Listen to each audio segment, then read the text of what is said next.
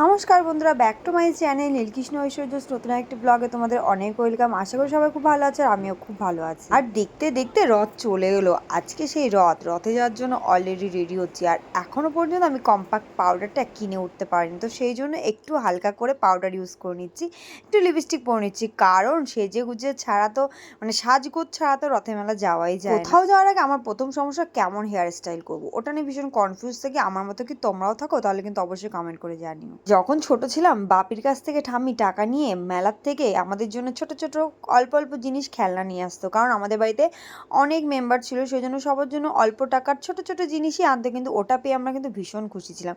But এখন আর সেটা কেউ আনে না, আমরা বড়ও হয়ে গেছি আর আর ঠাকুমা আমাদের মধ্যে আর বেঁচেও নেই।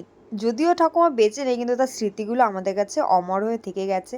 ছোটবেলা পাপড় নিয়ে আসতো, জিলিপি নিয়ে আসতো, বাদাম এনে ভাগ করে সবাইকে রথ রথ রথ রথ জিনিসটা একটা জন্য ভীষণ বড় উৎসব মনে হচ্ছে। দেখো তোমরা, এদিকে মনে হচ্ছে জগদ্ধাত্রী পুজো বা বিশাল কিছু একটা, এরকম এত ভিড় হয়েছে। বিশাল কিছু অবশ্যই আমাদের কাছে, আমাদের সনাতন ধর্মের মধ্যে রথ আমাদের কাছে ভীষণ একটা স্পেশাল। যাই হয়ে যাক না কেন, রথ দেখতে যা হবে না এমনটা তো হতেই পারে না। দেখো এখানে সুন্দর একটা ছোট্ট জগন্নাথ রয়েছে আমাদের। বড় রথ চলে গেছে তাই কি হয়েছে, ছোট রথ না অনেক আছে, ওখানে অনেক ঘোরাফেরা করছিল, তো সেগুলোই দেখে মজা নিয়ে নিলাম। আর আমার মেয়ে গপু নিয়ে ব্যস্ত, গপু দেখো করে পাগল করে দিচ্ছে। বাট রথ ছোট হোক আর বড় হোক, ঠাকুর তো ঠাকুরই, জগন্নাথ তো জগন্নাথই হয়। তো সে যাই হোক, এবার আমরা সব বান্ধবীরা গল্প করছি আর আমাদের সুইটি প্রচন্ড পরিমাণে গরমে ঘেমে গেছে। আর যখন ভিডিও নিচ্ছিলাম তখন বলছে আমি চান করে গেছি আর ভিডিও নিচ্ছে আমার। আর আমি যে জায়গায় যাই না কেন, সবাই মিলে যেতে আমার জন্য একটু আলাদা বেশি মজা লাগে। আমি একা একা যেতে খুব একটা পছন্দ করি না, সেই জন্য আমার কপালে অনেক দুর্ভোগ জোটে। এনিওয়েজ, একা এসেছি, একা যেতে হবে। তো যাই হোক, আমার বান্ধবীকে বলেছিলাম আমাদের সঙ্গে যেতে, আর ও দেখবে, তো সেই কারণে আমরা সবাই মিলে এখন চলে এসেছি। আর এই যে মাইকের এখানটা, মাইক বলতে এইখানে যে লাইটিংটা দেখছো, পুরো বিয়েবাড়ি সানাইয়ের আওয়াজ হচ্ছিল। ওই দিকটা মনে কোনো অনুষ্ঠান ছিল, সেই কারণে পুরো সানাইয়ের আওয়াজ হচ্ছিল। আমি বলছিলাম এটা বিয়েবাড়ি না কি, বুঝতেই পারছি না। আর এখানে দেখছো আর একটা ছোট মিনি রথ চলে এসেছিল। আর ঐশ্বর্য, আমাদের সেজল ঐশ্বর্যর বেস্ট ফ্রেন্ড, ও টানবে বলে একদম রেডি দুজনে। ঐশ্বর্য তো দড়ি নিয়ে টানাটানি করছে, তো আমি ভাবলাম একটু টানতে দাও।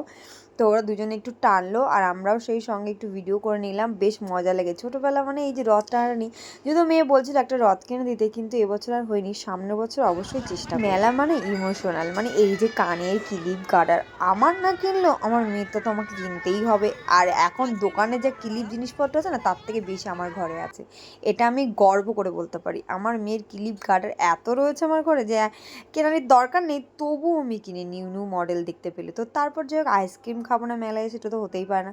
তো আইসক্রিম কিনে নিয়েছি, আর এদিকে আইসক্রিম নিয়ে ওই হরে কৃষ্ণ সবাইকে দিচ্ছে, ও কিন্তু নিজে খায়নি, আমরা সবাই খেয়েছিলাম। আর ঐশ্বর্য আইসক্রিম পেয়ে তো একেবারে সবার ফার্স্টে ও খুলে মুখে ঢুকিয়ে দিয়েছে।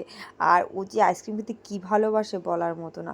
এদিকে আমরাও আইসক্রিম খেয়ে নিচ্ছিলাম, আর আইসক্রিম সত্যি আমারও ভীষণ ভালো লাগে। আর আইসক্রিম খেয়ে তো ঐশ্বর্য ঠান্ডা লেগে গেছে। আর এই দেখো দুটো বাচ্চা পুরো আইসক্রিমের মধ্যে ডুবে রয়েছে। হরে কৃষ্ণ যদিও বলছিল এদিকে তাকাও এদিকে তাকাও, সেই কারণে ওকে একটু ঘুরিয়ে নিলাম। যে আর বান্ধবীকেও আবার বলছে যে দেখো তাকাও, দুজনের যা বেস্ট ফ্রেন্ড হয়েছে, একজনকে ছাড়া থাকতে পারে এরকম একটা ব্যাপার হয়েছে। যদিও এরকম বান্ধবী বন্ধু বান্ধব খুব কম পাওয়া যায় এত ছোট বয়স থেকে। আগের দিন সেজলদের বাড়িতে যাওয়া হয়েছিল, একটু ঘুরতেই গেছিলাম, তো সেজল এত কান্না করেছিল, সেই ভিডিওটা তোমাদের সঙ্গে একদিন শেয়ার করব। ওর কান্না দেখে পাগল হয়ে যাবে। তেমনি আমার মেয়ে, মুখটা অফ। আমার মেয়ে তখন কাঁদে না রাস্তাঘাটে, কিন্তু হ্যাঁ মুখটা এমন ভারী করে থাকে যে কি আর বলবো।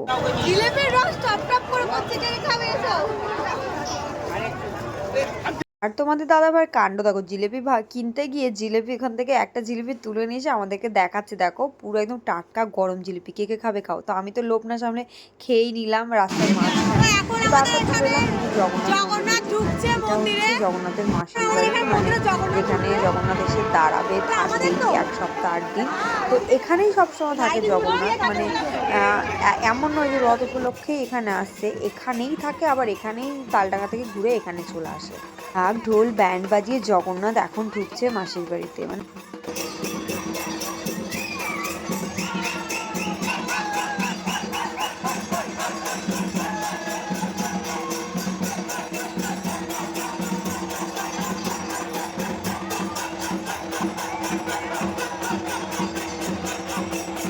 আর এখানে কিন্তু খুব নাচ গান হয়, কেন জানি না এবছর কম হলো। এখানে ব্যান্ড ট্যান্ড থাকে, অনেক নাচ গানই হয়। এবছরই যেন মনে হলো কম হচ্ছে। তো এই যে জগন্নাথ, বলরাম আর সুভদ্রা তিনজনে এক এক করে চলে এলো বাড়িতে, আর এখানেই থাকবে এই 8টা দিন। এখানেই ভোগ বিতরণ করা হয়, এখানে যে নাচ গান হচ্ছে, প্রতি বছর খুব আনন্দ করি আমরা এই সময়টায়। আর আমার মেয়েও তোমরা দেখতে পেলে ঐশ্বর্য খুব নাচ করছে। ধারে যতগুলো দোকান ছিল সব দোকান এখানে চলে আসবে এই রথের এই কটা দিন। আমরা এইখানে প্রচুর মেলা দেখি। ঘুরে বাড়ি চলে এসেছি আর প্রচুর গরম, প্রচুর। তো চলো, তোমরা কেমন রথ দেখলে, কেমন মজা করলে অবশ্যই কমেন্ট করে জানিও। আর আমাদের এখানে রথ তো ভীষণ সুন্দরই কাটাই আমরা প্রতি বছরই, আর উল্টো রথের দিন আরও বেশি সুন্দর করে কাটাই, কারণ উল্টো রথের দিন পুরো রথটা ফিরে আসে আবার আমাদের এইদিকে। তো যাই হোক, চলো আজকের ব্লগটা যদি ভালো লাগে অবশ্যই লাইক কমেন্ট শেয়ার করে দিও। পেজটাকে যারা এখনও ফলো করেন তারা অবশ্যই ফলো করো, আর যারা এখন আমার ইউটিউব চ্যানেলটিকে সাবস্ক্রাইব করেন তারা অবশ্যই চ্যানেলটিকে সাবস্ক্রাইব করে দিও, আর পাশে বেল আইকনটা ক্লিক করে দিও।